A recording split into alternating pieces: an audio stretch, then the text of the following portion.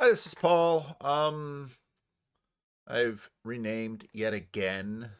I noticed that I learned that I can't rename a channel twice in 10 days, so I got to wait to rename the whole Vanderclips and TLC Indoctrination Station, something like that I named it. I'm continuing to play with the 24-hour live stream. You'll notice that there's no longer the live thing always on the main channel here, the Paul Vanderclay channel, but I moved it over to the Vanderclips channel, and you can find it here with this old picture of me. And I sort of made this thumbnail with like these satellite dishes because I was thinking about what this channel is, and what this channel's for, and how I'm using it. I remembered these number stations that were going on during the Cold War. The best theory is that they were used for espionage, where there's just all this random stuff that these shortwave radio stations was blasting around the world. A lot of it was just like reading numbers or playing music or this or that. And of course, we'll throw that to Grim Grizz. If you haven't watched Grim Grizz's conversation with Dave Busatil, that's a must watch thing. Anyway, so Sam and Trip are talking there, and I just dip in there fairly regularly and just grab these little bits of wisdom and these nuggets, and I like that. I haven't seen this PF Jung one. We'll be talking again to him at some point, but I wanted to. I had a couple of conversations today. I did. Marcus set up a conversation with myself and Alec Ryrie, who wrote the book The Age of Hitler. And so we had a good conversation. It was about an hour. I mean, there's only so far you can get in an hour conversation, but it was for a first conversation, I thought it went very, very well. Marcus will have that coming out on his channel soon enough, and then maybe after it's been on his channel for a little while, I'll throw it on mine. I don't know. But and I had another conversation that may or may not see the light of day. We'll see. But I've been doing a lot of thinking about the question of, well, I was talking about the post-war consensus, talking about the universal four-faith religion that sort of undergirds so much of us culturally, and I've been sort of working backwards in this, and I'm continuing through this book on Paris 1919. It's an incredible that, and I've been thinking about how wars end worlds, and they don't just rearrange, let's say, people, but they end worlds. And there's this sacrificial component to it. And I think about what Peugeot said on this topic. I think I first of all I totally agree with you, Paul. I think that if we look at the sacred events, let's say, or the sacred moments and sacred spaces that have created our time now, I think of Hiroshima, Nagasaki, and I think of the Holocaust. Like those are things that I think of in the sense that they are massive human sacrifices found that have founded the modern, like, let's say, post World War II state, and the entire world order is based on those events. All our narrative, everything we say, is all based on those events. We still, even today, like even Trump being elected is deeply ingrained in these sacred, let's say, stories. And so I completely agree. And that's why I present it as a kind of gray thing, like that the idea that the sacred is returning. It's both, it's like George Floyd was a little eruption of the sacred.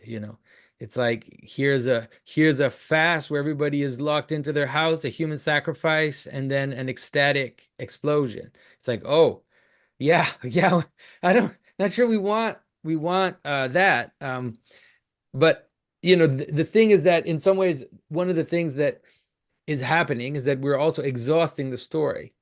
It's let's say, and it happens just naturally through time with people dying and generations moving away, and some aspects of the story that were also taboo are people are trying to talk about it in different ways. And so this is this is demythologization of the stories is also going to happen of that sacred origin. And so we can see attempts at that now. We can kind of see it happening. We can see this poke. And so it's calling for another foundation. Um, and so I agree that there's an aspect of it that is absolutely terrifying. But the problem is that it's going to these things are going to happen. Like there's no like for example, like this weird desire for World War III, like this weird like longing and dreaming of nuclear war at this moment. With a mix of fascination and terror that we can see in the eyes of people that keep talking about it. It's like that's a longing for the sacred too. Uh, it's a longing for something that will just set things right. Like it will make everything clear again because now everything is muddy and nobody knows where they are and nobody knows what to think and nobody knows. It's like a good war. Let's just put everything in place. And so these are all things that are happening and they're all things that are very frightening. And that's why I keep harping on the fact that I think the way that Jordan presents it, is deeply a Christian way of thinking of it. It's like the cross replaced this with self-sacrifice. It is the sacred, like it is the both the ultimate sacred and the disarming of the sacred, right? In the way that René Girard talks about it, but then also I think in a way that Girard misses, because it is still a anyways, there's something else going on in Jesus's cross that is not just a disarming of the sacred; it's a refounding of it in a way, in a deep way. So I think that it's weird, like the only solution to avoiding a sacred event in the big sense is to enact it personally in a small way, almost like a kind of diffusion mechanism, like where we enact the the the best aspects of the sacred in our lives and our families and our communities, and that can prevent the need for a new sacred foundation, which will be bloody. Like there's almost no other way for it to happen. Like so, I mean, you could imagine something. I mean, it could be something else. Maybe that's why Elon Musk wants to go to Mars because he's looking for a sacred event. He's looking for something to refound us, something to give us a new direction, a new purpose. Maybe that's all these things are kind of bubbling up at the same time. But I agree with Paul that we cannot forget the what the sacred is and how it manifests itself. Just looking at that video now, I looked at the date of it. I realized that was about a year ago, almost exactly a year ago, that we had that conversation. And when he said that, that sort of started me on a process, and Jonathan on a process too, because Jonathan's spent a lot of time in this last year sort of digging into the question of this post-war consensus and what does it mean. And of course, the post-war consensus, this brought me back to Paris 1919, because Woodrow Wilson comes in there thinking, he's going to they're going to set the world right. And part of what's interesting about Paris 1919 is, of course, you keep going back. You have the Vienna Conference in 1815 at the end of the Napoleonic Wars, trying to resettle Europe once more. Then after that, you're going to have the Franco-Prussian War. You're going to have a lot of these little wars in the Balkans that are going to lead up to the First World War. I've been, reading a couple of Christopher Clark books, his book Sleepwalkers, about the lead up to the First World War, and his book 1848, which has all of these revolutions where you have all of these autocratic, imperial, absolutist emperors in Europe who they're just slowly losing their power because constitutions are coming up and other elements are coming up. I've started reading another book on World War One, which had this interesting chapter on the Junkers in what is now Poland, but it was Prussia. And I mean, history is just full of all of these mixes. what happens with war is this sort of absolute thing that completely scrambles everything at the same time that it clarifies and ends worlds and begins other worlds. So the first is to say,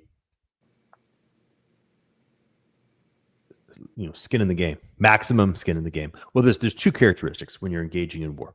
One characteristic is it's for all the marbles, right? So it's extremely serious. It's I think maybe a thing to put forward is that we've been raised in a really, really remarkably lazy and cowardly context. We're by far the laziest and most cowardly human beings that have ever been developed. We face no duress. Even our crises would be considered a good day for almost anybody who's ever lived. And the point I want to bring forward is this, which is, but that's not how life works. Life is, in fact, actually for all the marbles, and not just particular moments in life. We tend to live life in a situation where we take the foot off the gas for most of the time, and then something important happens, and we try to focus, right? We try to kind of raise to the occasion. But the notion of war is that when you are at war, everything starts to line up. Everything becomes very strictly organized in a very straightforward telos. And part of it, of course, is the pressure of the adversary. If you do not have an adversary who is very, very committed, fully committed to your complete defeat, then you're not at war. You may be. There's a variety of different things that might be happening, but that's not what's happening. A hurricane is not war. Yes. And of course, the point is that this combination creates a tremendous degree of tautness. You get pulled very tight. You begin to notice that every single thing has to be taken as if it matters, because your margin of error gets smaller and smaller as your adversary becomes more and more capable of defeating you, and the consequences of defeat are more and more profound.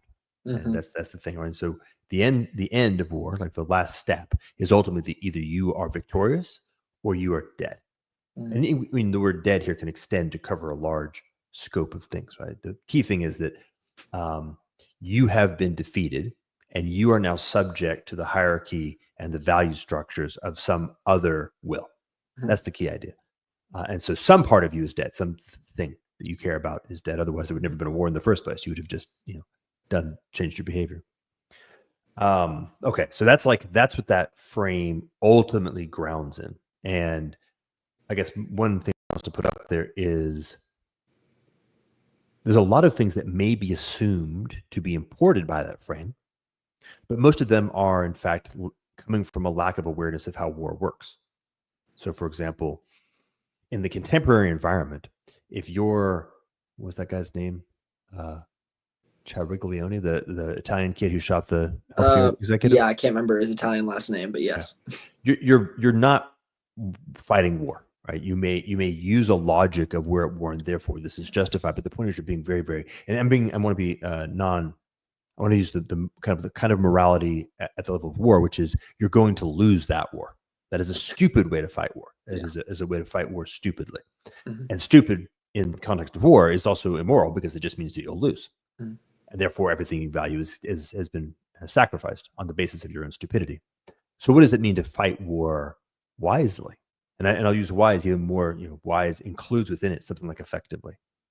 So this is then when I started importing that notion of the 5th generation warfare frame, and then we'll blend over to spiritual war, because one of the things that happens is as we have moved forward in the art of war, we have more and more spiritualized the way that we go about waging war by necessity.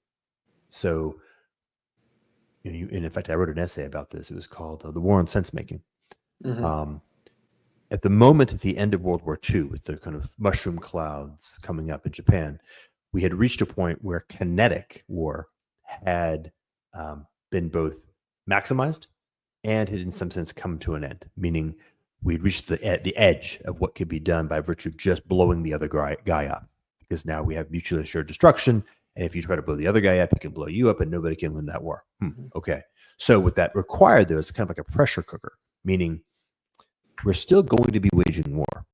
And this is important to keep in mind. There's no other way around it. Well, how do we do that? So we had to become more subtle. So the Cold War is this war of spies and propaganda. And what it does is it almost like, think about it as, this is the way it's always been, but it forces it to become more refined. It squeezes the front, the location where conflict occurs, into every possible location. Mm-hmm. The Chinese have, in fact, formalized this with what they call systems war, which is just to say what I just said. So the technique of systems war is you probe in what might even appear to be arbitrary locations. Let's try cyber war here. Let's try influencing filmmaking there. Let's try embedding backdoors in television and laundry machine chips, whatever it is, and just watch and see where you're able to get more advantage. Right? So think of this as a very fluid, modular thing that doesn't have any particular preconceived notion of where and how war is waged, but rather is able to deploy continuously. But ultimately, yes, recognizing that there's a sense of who is on each side. But as you accelerate through the 5th generation warfare, even that begins to break down, because, of course, when you're engaging in maximum psyops, part of psyops is obfuscation of identity and who exactly, plausible deniability, and even engaging in actions where the causation becomes diffuse. Have you heard of something? What is it called? I heard about it from Bruce Sterling a long time ago. I think it has a technical term now, but the notion would be something like, let's say I want somebody dead. And what I do is I produce a propaganda field that would have the statistical likelihood of provoking some random schizophrenic to decide that that's the guy he needs to take out to get his craziness to go away. Yeah. There's no connection, no causal linear connection between me and the actual event. And yet there is a connection between me and the actual event. Yeah. That's but what you begin to see is you begin to see causation becomes diffuse, identity becomes diffuse. This is why I said the centerpiece, as you move through the arc of 5th generation warfare, it actually becomes isomorphic with what we would have called spiritual warfare in a very beautiful way, a very powerful and confusing way. Who are you? What are your values? Like if the end of the day, if to defeat you in war is to basically say, I now subordinate your values to my values, if I can get you to become confused about what your values are and to lose track of what you value or even what it means to value anything, then that's a perfectly great way to do it. And maybe actually much more effective than trying to blow you up. Because if I charge at you with a machine gun, I may harden your values. I may harden your commitment. And if I fail to really thoroughly kill you, in some time you'll come back and you may be subtle about it. Think Rome and Greece. Right? Rome ostensibly conquered Greece, but in many ways, Greece conquered Rome through the another door. So, and this is, I think, the point of here is I think this is where we are. Right? So we're in this really interesting circumstance that, and diagnostically, we are at war, and perhaps it's proper to say that we have always been at war. This is back to the Paul reference, and we'll connect back up to spiritual war. But the materiality of that war has become more and more palpable. And so, okay, so now let's shift to Roman numeral 2, spiritual war.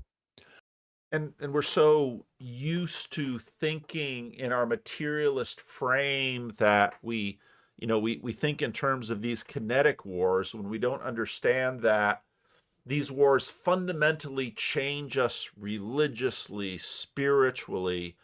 They transform us. Okay, so now let's shift to Roman numeral 2, spiritual war.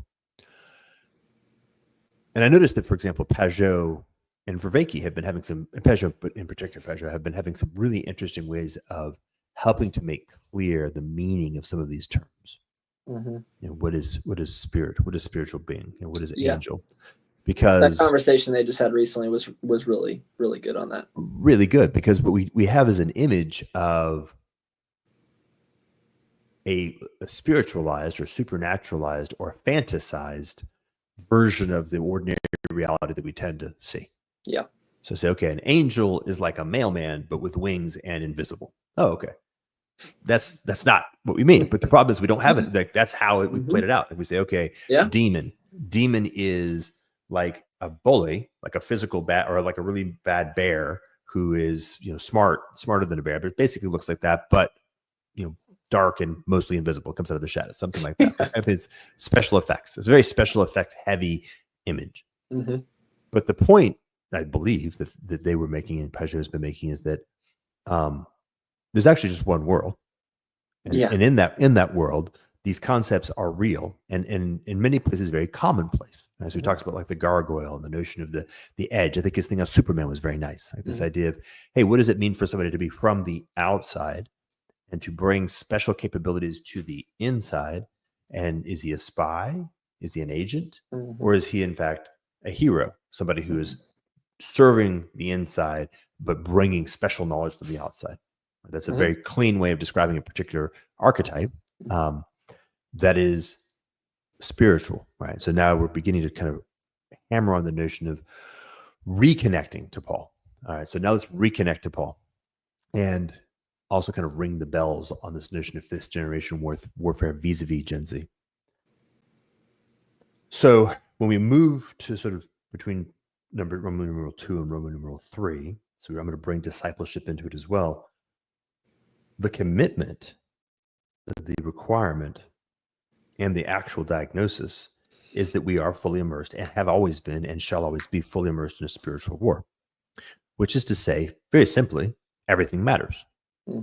Every choice you make, every action you take, every breath, every word is ultimately laden with consequence. It's either towards God or away from God. There is no neutral and there is no relevant. Well, that's a wartime footing, right? That's that mentality of full skin of the game, full stake. And by the way, profoundly pitted adversary who is committed to kicking you in the wrong direction and is waging fifth generation warfare, which is to say waging warfare through any means available. Okay. And so if we say, oh, well, the actual ordinary proper footing of a Christian in discipleship is war. And I should say, just to harken back, and not stupid war. Let us not endeavor to wage the war against powers and principalities stupidly. And a very simple example of that would be to try to wage that war on our own behalf, or even just using our own purposes, our own power, our own capabilities, because we'll lose that war, because the adversary we're facing is infinitely more capable than we are at every one of those characteristics. They would be given one very specific needle to needle. Yeah, I have the needle to thread, which is to be on the cross. And then there's a very specific way to participate in the war that is being waged. Now I can actually shift it. The war that is ongoing. It may in fact just be the nature of the world into which we are thrown. And so it gets very narrow. It gets very tight. Now, a lot of what we've seen in Ukraine is talk about how drones. I looked at one person was talking about. There's been 3 phases of the Ukraine war. There was the first phase in which it seemed to be the kind of war we expected. The Russians completely botched kind of the combined infantry segment they wanted. They thought they could maybe just grasp Ukraine right away, and then that broke down. And then suddenly we're into a redux of the Cold War, where it was artillery and tanks, and Russia is pulling out all of its back catalog for this stuff. And now we're into this third wave, which is a new kind of war where it's drones and the front lines are different, and everybody's looking up in the sky because a little drone's going to come down and get them. At the beginning of the First World War II, you had all of these massive armies now connected with rails. You had this question of mobilization. You had all of these cavalry units yet at the beginning of the First World War. And so, but war is changing us at such a fundamental level, and it's changing these bodies that we participate in, that we are part of, that we are doing. And again, the First World War begins with at the end of the First World War, you've got Tsarist Russia is gone. The Austro-Hungarian Empire is gone. The Ottoman Empire is gone.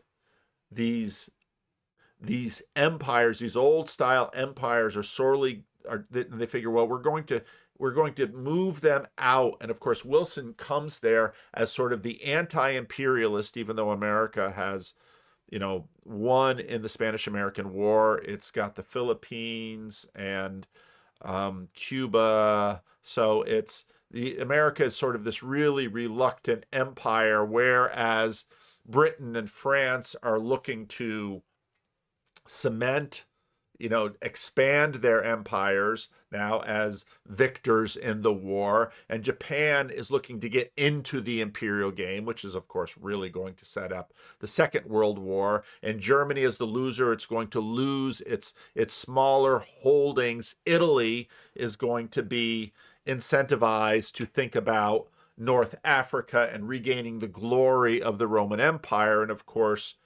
you're going to have the rise of fascism with Franco and then Mussolini, and then of course Hitler, who's a fascist. He looks at Mussolini as sort of his model, but very quickly sort of outstrips him and becomes the senior partner in that relationship.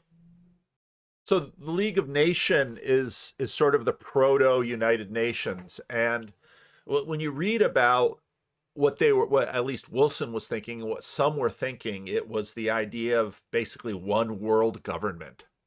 That one world government at the League of Nations is going to, maybe all of the nations need to be disarmed and there'll just be one League of Nations army. Well, maybe the nations will be allowed to have their own little armies, but only to keep domestic order so that they can't fight against each other. And, when they're negotiating about Germany, part of the question is how many troops should the Germans continue to have?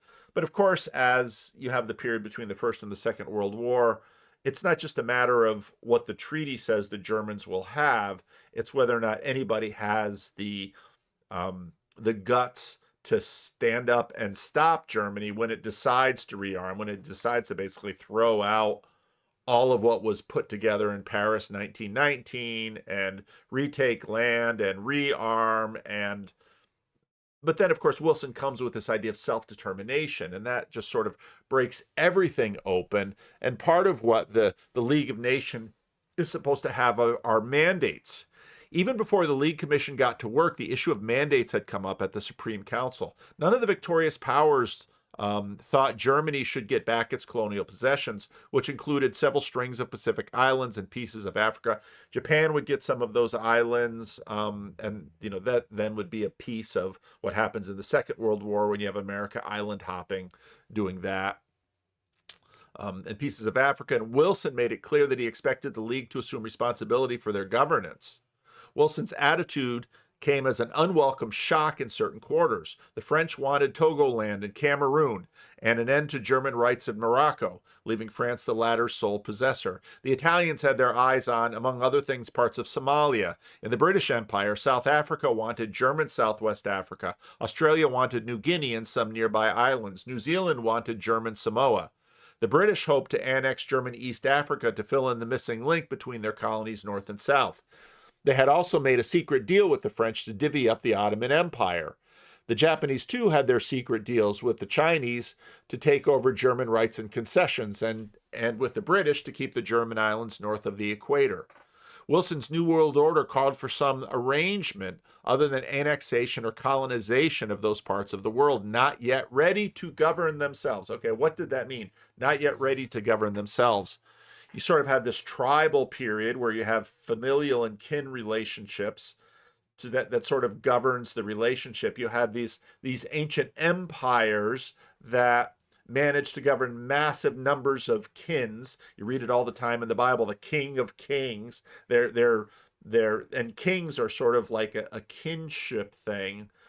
And the idea of not ready to govern themselves, this is the idea of they're going to need to adopt the machinery of the modern nation state, even though there's a lot going on with that, because of course the war gets started because Serbia is really upset that the Austrian-Hungarian Empire, that was Catholic, annexed Bosnia-Herzegovina, that was, if I recall correctly, also Catholic.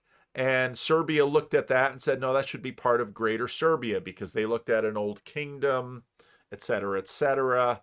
Interesting part in that book on sleepwalkers where it goes into the universal history of Serbia. The first commandment of Serbian policy, he agreed, must be the principle of national unity, by which he meant the unification of all Serbs within the boundaries of a Serbian state. Where the Serbs dwell, that is Serbia. The historical template of this expansive vision of Serbian statehood was the medieval empire of Stefan Dusan, a vast swath of territory encompassing most of the present-day Serbian Republic, along with the entirety of the present-day Albania, most of Macedonia, and all of central and northern Greece, but not Bosnia, interestingly enough.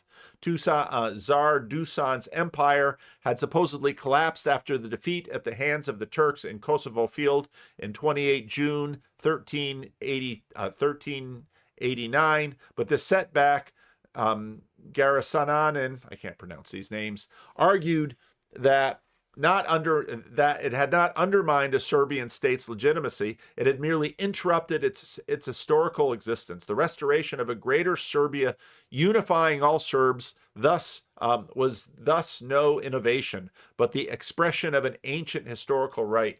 I believe in another one of the books I read, Churchill talked about the fact that the Balkans created more history than they could digest, which was a really clever way of noting that it was just simply a warren of competing claims, and almost everybody could look back in their universal history to justify whatever massive borders they were looking for. And of course, that was at the heart of the 1919 conference. And so then you had all of these. Not only did you have that in Europe where you've got all of these competing claims, but then you get out into the rest of the world and you've got islands which seem to be fairly coherent, but then they're not ready for what? And basically the idea is they hadn't passed through all of the positions that Europe had sort of been bloodily passing through and trying to come to agreement on, okay, what is a nation? This is very Peugeotian in terms of how this all gets arranged. In all the discussions, there had been much talk about how glad the colonies were to get away from German rule. Yet, although the fifth of Wilson's 14 points had talked about taking the interests of the indigenous populations into account, no one had actually bothered to consult the Africans or the Pacific Islanders. True, no Samoans or Melanesians had come all this way to Paris, but there were Africans at hand. Indeed, a black French deputy from Senegal and the great American black leader W.E.B. Du Bois were busy organizing a Pan-African Congress. This duly took place in February with the grudging consent of the peacemakers. None of the leading figures of the peace conference attended. A member of the Belgian delegation spoke enthusiastically about the reforms that were taking place in Congo, and a former minister of the foreign affairs of Portugal praised his own country's management of its colonies. A handful of delegates from French Africa demonstrated the success of the civilization mission by eulogizing the achievements of the Third Republic. The Congress passed resolutions calling for the peace conference to give the League direct control of former German colonies. House received Dubois with his customary courtesy, but said nothing about the resolutions. On and on and on it goes. And one word leads to another, and it is, as is so often the case, when things can no longer hold, war erupts, and everything changes. And nothing changes, or few things change. One of the things that wars do is they provoke religious conversions or deconversions at massive levels. And we saw this in the 20th century. You saw tremendous changes with respect to people's declarations about believe in God or not believe in God. Wars bring people into moments of transformation where suddenly, whether it's at the end of the Holocaust, whole groups of people say there is no God. Other groups of people say there must be a God because only somehow a divine plan can help me move meaningfully through the world. As we continue to watch the wars that are ongoing, hopefully we have no more. Who knows? They always come up. But war plays an integral part in, I was in talking to a person today, I was noting how I'm in the book of Jeremiah, and what happens with the destruction of the kingdom of Judah and the exile. If you look at biblical scholarship, this is such a fundamental turning point. I'm working that in terms of my sermon. It's a fundamental turning point in terms of this whole story of Israel and the capacity of Israel. And, synagogue worship begins. The people become not just another group of people that sacrifice animals on altars, but they become people of the book. And written language then takes on a whole different role in terms of who they are and what they believe. Well, I'm out of time. This was terribly unorganized. Just lodge your complaints below in the comment section if any of this made any sense or is any interest to you. Still I have it. There are moments I conveniently forget that I'm a 40-year-old man. The last vestiges of a ghost long dead. The ghost with a Messiah complex. A Messiah too lazy to rise or ascend. Happily hurt and hard. The hanger-on or haunting of a time past. A heroic dream of the harrowing of hell. Failure to launch. Cling to a life vest. Treading in spells that linger and last. Mom and Dad, righteous and mad, daydreamers with ghosts of their own. My memory of them stoic, looking with aims to pretend. Always on the brink of somewhere. Each a child dancing on the fence. On down the river. Dreamt in the sunshine. Saturday morning cartoons, the only Sabbath I knew. A disciple of Jim Henson and John Hughes. Worship in cathedrals where the Toys R Us. Baptized in ball pits. A clown served the sacrament we eat. More Pepsi and Pizza Hut. Say please. Say cheese. Between Kurt Cobain, a scrambled cable screen, towers tumbling, Super Bowls, and reality TV, the ghost is constitutionally unwilling and intrinsically unable to see and be seen, searching madly for attention to seek. But you could be anything. Never say never. If you've got nothing nice to say, don't say nothing, ever. Don't talk to strangers, see what I say, just do it. You don't listen very well, do you? You don't do very well, do you? You're not looking too good, are you? Keep up. Appearances aren't what they seem. Will you ever grow up? You look like you're stuck. I think you took too much.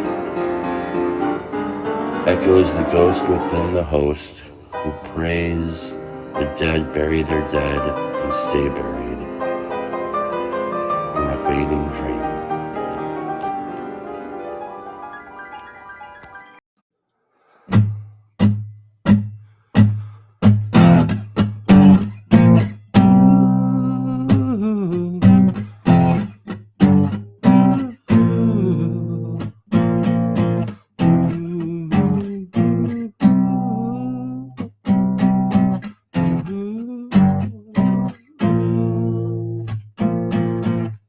just a Midwest metagelical, talking about God and life and other hypotheticals. No patriarch or any genitals are gonna stop the logos flowing theological. Amen, amen, amen, amen, amen, amen, amen, amen. Oh, it's relation ontological, philosophy as well as lovely symbolology. 'Cause it's just you and me. We're fellowshipping and communing on the open sea. Amen, amen, amen, amen, amen, amen, amen. Sola Scriptura hagiography, the sacred dances and rejoices with the scrutiny. I'm just a Midwest metagelical, talking about God and life and other hypotheticals. Amen, amen, amen, amen, amen, amen, amen. I'm just a Midwest metagelical, talking about God and life and other hypotheticals. We're pointed up to New Jerusalem, but can't agree on where and how or if and when it be. Our Father who art in heaven, hallowed be thy name. Thy kingdom come, thy will be done, on earth as it is in heaven. Give us this day our daily bread, and forgive us our trespasses, as we forgive those who trespass against us. And lead us not to temptation, but deliver us from evil. Amen, amen, amen, amen,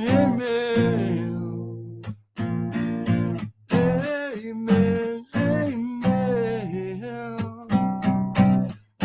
amen, amen.